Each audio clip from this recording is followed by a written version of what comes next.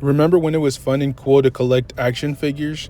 No? Well, neither can I, because it seems like so long since we've been able to really fully enjoy collecting like the good old days. Granted, you should never allow a toxic community to come between you and your own hobby. You should be able to enjoy it regardless of what's happening around you. But I definitely feel like it sometimes devalues the amount of enjoyment that you could potentially get out of an item that you've purchased, and then you see the entire community kind of coming against you for absolutely no reason. And I feel like that's what's happening with the newest Haslab project. And again, I know most of you guys are going to say, wait, Angel, didn't you already make a video on this? And yes, the answer is yes. I just wanted to make one more video because there seems to be quite a few more things that need to be said. Maybe not by me, but maybe bigger content creators that haven't really gotten around to the issue. This is an incredibly tiny channel compared to a lot of those bigger creators, but I still decided to voice my opinion, let you guys know what my thoughts are on this entire Haslab project, because as I mentioned, there seems to be a lot of negativity regarding this particular figure. A lot of it has to do with the price point. Personally, I do feel like 200 is slightly higher than it probably should be if we're doing the math and not just counting the length, because we all know it's not just about being long. You also have to be very girthy and thick. Wink wink, if you catch my flow. But being serious here for a second,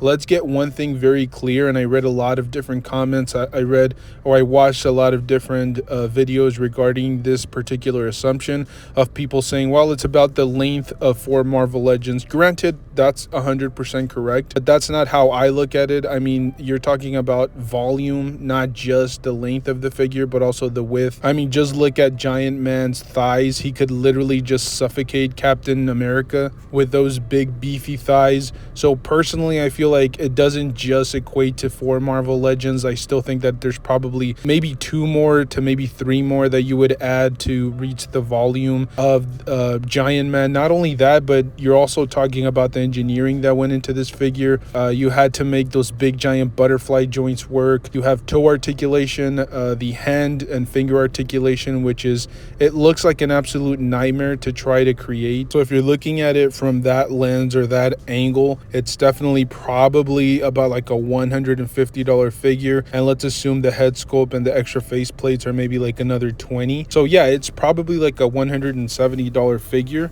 But most of the people complaining have giant walls of like Black Series action figures or just a giant wall of Marvel Legends. You're probably overpaying on every single one of those figures consistently. I still think that most of these figures, especially the ones that don't come with any extra accessories, you're probably supposed to be paying somewhere along the lines of like $20. So you're overpaying about $5 per figure. If you do the math on that really quickly, that you're overpaying about 20% for each individual figure consistently.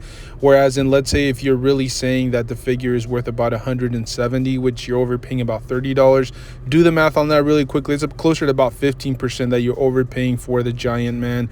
And again, that's assuming that you're quote unquote overpaying, which I personally don't feel. Like I said, the engineering, the sculpt work, the shading on this figure, and just the sheer mass of this particular action figure, I just don't understand where the criticism is coming. I know I've heard some other content creators complaining about this figure being a Haslab project, which is a very valid point, a very good argument against this. It definitely doesn't feel necessarily like a big Haslab project, and it feels like Hasbro could have easily just forked over the capital to put these into production without any of the fan support. But I counter by saying it's too much of a risk. At the same time, I get it, it's a multi-billion-dollar company, but let's say these do go into production and they're able to manufacture, let's say, 20,000 of these, and they're not able to sell all of them within a timely manner. That could really put Hasbro in a bind. Not to mention, they do still have to continue to pay for these licenses. It's not like they can just manufacture these figures and keep all the profit. They still have to pay whatever company is loaning out these franchises, whether that's Marvel, whether that's Disney or Sony or whatever big company is behind these action figures. Hasbro is just kind of a middleman. They're just being allowed to create or manufacture these action figures, but they still have to pay a fee for every single figure that they manufacture and sell. So it's a huge risk for them to undertake at $200 a figure. It doesn't really seem plausible for, regardless of how big the company is. We just recently saw McFarlane do a Kickstarter project for one of his exclusive Spawn action figures figures. It was a very limited quantity, but same thing, it was kind of somewhat similar. He did need a lot of fan support to really get this Spawn action figure out there. And let's not forget, with Kickstarters, you do have to pay up front and then receive the action figure months, potentially a year later. So it's not the most ridiculous thing in the world for Hasbro to do something like this. We do live in an era where a lot of these big companies or even smaller creators or smaller OMs don't really have the capital to be able to invest in that many projects. They have to pick and choose, and eventually some of these items need the full support of the fan base, or in this particular case, the customers, to really get the project off the ground. So as I mentioned before, I don't really understand the criticism. The only thing that I will agree with in terms of some content creators pointing out how useless the extra head sculpt or the extra faceplate may be, and I definitely think that that is a very valid point.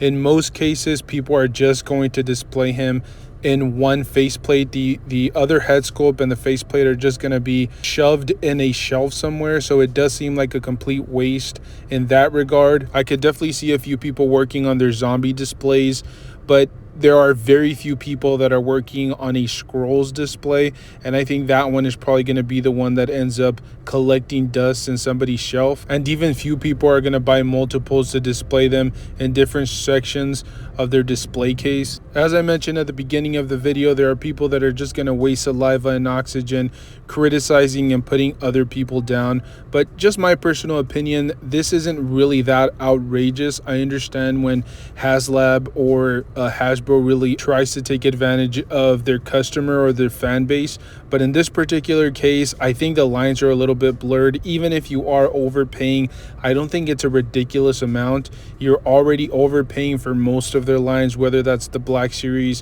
whether that's the Marvel Legends series, and the list goes on and on. You're usually getting your figures marked up by around 15 to 20%. So as I mentioned, it's nothing to just lose your saliva over. It's just one of those things that if you really don't feel like picking up a Giant Man, I think you can do so without really criticizing the rest of the community for supporting the project. I personally don't see anything wrong with the figure. As I mentioned, it's a great figure, designed extremely well, great articulation, great sculpting, and it will definitely fit in anybody's display. So as I mentioned, I just feel like there's a lot of negativity, there's a lot of toxic behavior going on in the community, and honestly, sometimes I think the community as a whole can be toxic for absolutely no reason. It just seems like it's something cool that you do nowadays. You complain about absolutely nothing and create problems out of thin air. But again, that's just my personal opinion. People have different perspectives and different points of view. Let me know yours down in the comments section. Am I being too soft? Am I going too easy on Hasbro for this particular project? Let me know down in the comments section. I'm very curious to see what you guys have to say. And I know I technically already made a video about this subject, but as I mentioned before, there were a couple things that I didn't talk about, and so I wanted to address them in this particular video. But as I said, let me know your opinion down below. Thank you guys for tuning in. I'll see you guys in the next one. Thank you.